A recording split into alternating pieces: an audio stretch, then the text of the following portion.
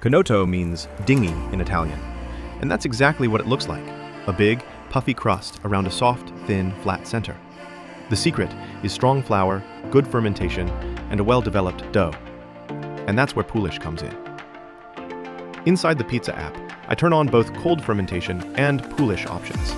I set hydration to 70%, olive oil to 2%, salt to 3%, with 2 hours at room temperature and 20 hours in the fridge, and 20% Poolish. First, I mix the Poolish and let it double at room temperature. That only takes about an hour or so. Then it goes into the fridge overnight. Tomorrow morning, we'll mix the final dough. I set the Poolish time in the app to 4 hours, but keep in mind it assumes room temperature fermentation. So don't worry about that over-leavening warning. Once it's in the fridge, fermentation slows way down.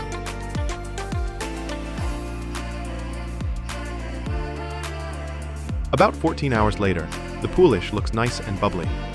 I start with some icy water, add the salt, a tiny bit of yeast, and then the Poolish.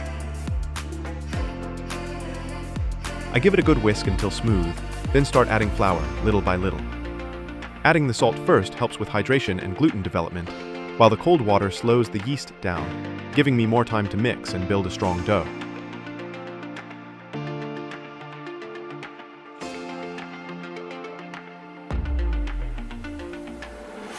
Once all the flour's in, I drizzle in the oil and keep going until the dough hits around 23 degrees Celsius.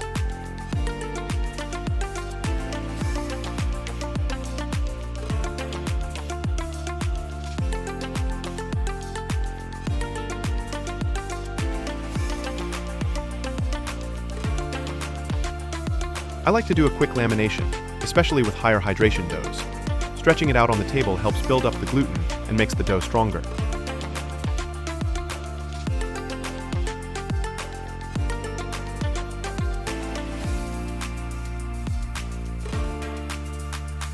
I divide it into 4 balls, each around 285 grams.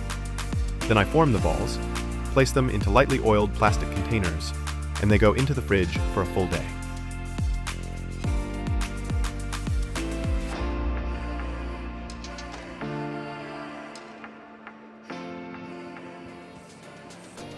And here's the result the day after. The fluffiest dough ball you've ever seen. Perfect for a Canotto pizza.